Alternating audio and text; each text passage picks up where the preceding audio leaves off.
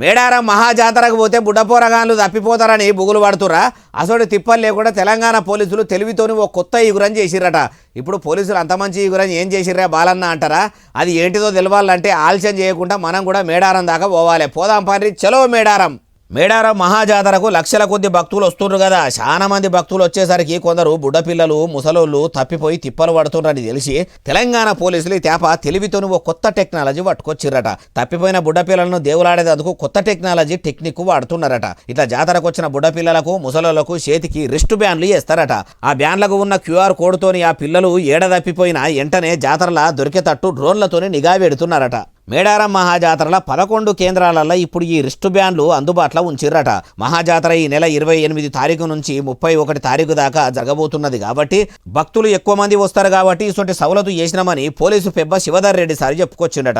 ప్రజలారా చూసిండ్రు కదా, ఇన్నరు కదా ముచ్చట. మరి నిమ్మలంగా మీ ఇంటి లాదులను జాతరకు తీసుకుపోయి అమ్మవార్లకు మొక్కులు అప్పచెప్పుకొని అమ్మవార్ల దర్శనం మంచిగా చేసుకొని కండ్లారా చూసిరాండ్రి. మేడారం జాతరకు ముంగనే మీ పిల్లలకు రిస్ట్ బ్యాండ్లు కడితే ఎసొంటి రిస్క్ ఉండదని అంటుర్రు ఈ ముచ్చటి నోళ్ళు.